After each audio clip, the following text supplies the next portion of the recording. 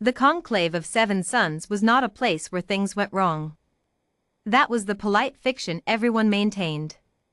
In truth, the Conclave was exactly the kind of place where things went catastrophically, irreversibly wrong. It simply had enough ceremonial gravity and enough armed delegates that no one had dared test the theory. Yet, Lyra Vera adjusted the silver trim of her diplomatic sash and tried not to stare at the humans. She had one of her own, of course. Mara Ellison walked 2 steps behind and 1 step to the left, always, a positioning that Lyra had initially found charming in its precision. Mara was compact by human standards, she'd been told, though Lyra still found herself unsettled by the density of the woman. Humans were dense. Not fat, not muscular in any exaggerated way, just fundamentally packed with more matter per square centimeter than seemed reasonable. Mara moved like something that had never once in its life needed to worry about predators, which Lyra supposed was either confidence or delusion. She'd find out which, eventually. The hall of the Conclave stretched 400 meters in every direction, its ceiling a dome of living crystal that shifted colors with the political mood of the assembly. Currently it was a deep, uneasy amber. Not good. Ambassador, murmured Delegate Kress of the Voth Collective, sliding up beside Lyra with the particular slither of a species that had no bones in its upper body. We were not expecting the Terran Auxiliary to bring such a junior guard compliment. Lyra kept her expression smooth. Mara Ellison comes highly recommended by the Terran Security Bureau. Kress's secondary eyes flickered toward Mara. She is very small. Behind Lyra, Mara said nothing. She rarely did, in these settings. She simply was, in that quiet, immovable way she had, hands loose at her sides, eyes tracking the room in slow, methodical arcs that reminded Lyra of something she couldn't quite name. Small, Lyra agreed pleasantly, can be deceptive. The trouble started 3 hours into the opening ceremony. It always did.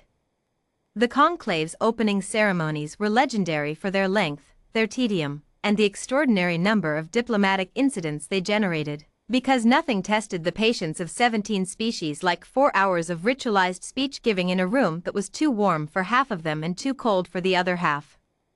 Lyra was midway through accepting a ceremonial token from the Dresch delegation when she heard the sound. It was subtle. A shift in acoustics. The specific quality of silence that follows a threat being made in a voice too low for most ears to catch. Mara had already moved. Lyra registered this only in retrospect. One moment her bodyguard had been a familiar presence at her left shoulder, and the next moment there was a scuffle across the room that the polished diplomatic veneer of 17 species simultaneously pretended not to notice. Then a very large Vreth enforcer, and the Vreth were not small, standing nearly 3 meters at the shoulder with reinforced exoskeletal plating, was on the floor. Mara was standing over him.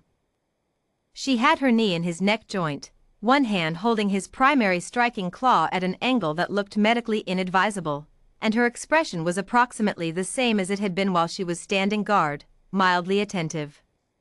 The room went quiet. Not the polite quiet of interrupted conversation.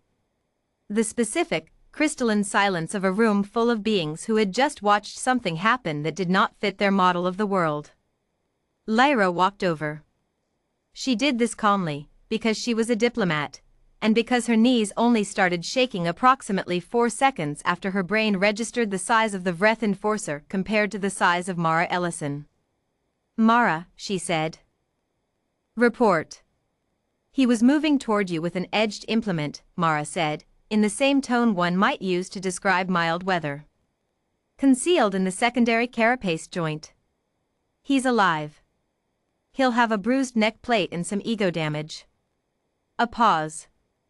The implement is now in my left boot. How? Lyra started.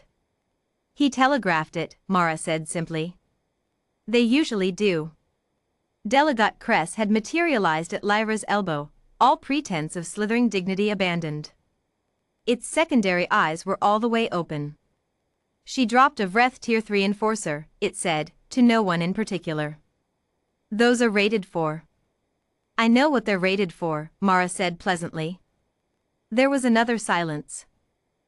Ambassador Tethys of the Galactic Medical Compact, who was approximately 400 years old and had attended 67 conclaves, looked at Mara with an expression Lyra had never seen on a being that old. It was the expression of someone revising a fundamental assumption. You are Terran, Tethys said. Not a question. Born and raised, Mara agreed. Which continent? Mara smiled. It was the first time Lyra had seen her smile, and there was something in it, something warm, and also something ancient, the way old mountains were warm when the sun hit them just right. The kind with very large predators, she said. And very unpredictable weather. And roughly 16 months of winter. Tethys made a sound that might have been a laugh. A Deathworld child. We prefer home, Mara said. But yes. Lyra did not fully understand until later. The debrief took place in her private quarters aboard the Celestine, the Terran Auxiliary's diplomatic vessel, and it took 3 hours because there were approximately 14 layers of how did she do that to unpack before Lyra could even begin to ask why no one had told her. The Vreth Enforcer was rated Tier 3, Lyra said, for the 4th time, because she kept needing to say it to make it real. Tier 3. That's a classification that requires 3 beings working in coordinated assault to neutralize under standard engagement protocols. Said Mara. You did it with one hand. He had a weak joint in the secondary carapace, Mara said. Most species do. You just have to know where to look. Where to? Lyra stopped. Start it over. How long have you been doing this? Protecting people? Fighting. Mara considered this with the particular thoughtfulness she brought to all things. I started training when I was 4, she said. Standard curriculum on my continent included hand-to-hand, environmental survival, first response medical care, and threat assessment. She paused. Also swimming. The rivers there have things in them. What kind of things? Things with teeth. Lyra stared at her. I understand, Mara said, gently, that this is surprising. Most species are. The thing about growing up on a Deathworld is that it recalibrates your baseline. Things that other species find extreme are just. She searched for the word, Tuesday, to us. You were assigned to me, Lyra said slowly, because someone thought a junior guard would be less politically conspicuous. They thought I'd blend in, Mara agreed. I do. Mostly. You dropped a Tier 3 Vreth Enforcer. He had it coming, Mara said, without heat. And you're alive. Which was the point? Lyra was quiet for a moment. Outside the viewport, the conclave station turned slowly against the dark, its crystal dome still amber but fading now toward something almost like resolution. On the floor of her quarters, she had a half-finished cup of cooling tea and a diplomatic communique she had not yet read and a growing awareness that she had been fundamentally, completely wrong about the woman standing in front of her. I thought you were quiet, Lyra said finally, because you were bored. Mara looked at her steadily. I was watching, she said. I'm always watching. Every exit, every entrance, every being who looked at you more than twice, every atmospheric shift in the room that might indicate a change in intention. A pause. There were 4 other incidents I neutralized before they became incidents. The Vreth was the only one who didn't take the hint. 4. Lyra had not noticed a single one. Why didn't you tell me? Lyra asked. It's not my job to alarm you, Mara said. It's my job to keep you alive. Those are different jobs.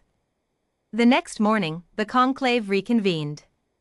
The crystal dome had shifted overnight from amber to a clear, steady gold, the color, Lyra had been told, of cautious optimism. Whether that was about the political proceedings or about the small human woman now standing at Lyra's left shoulder, it was impossible to say. What was possible to say, every delegate in the hall gave Mara Ellison a wider berth than they had the day before. The Vreth delegation had reorganized itself to keep maximum distance. Even Cress moved differently, with a new and careful respect in the way it positioned itself relative to Lyra's orbit. "They're afraid of you," Lyra murmured. "They're being sensible," Mara said quietly. "It's not the same thing." Lyra almost smiled. "Is there a difference?" "Yes," said Mara. "Fear makes you predictable. Sense makes you careful. Careful is harder to work around." The proceedings began. 17 species, 400 delegates, and one human woman from a Deathworld who had never once in her life needed to be afraid of anything in this room. Lyra stood a little straighter and did her work. The galaxy, it turned out, was full of places that seemed dangerous. None of them had been paying attention to where humans came from.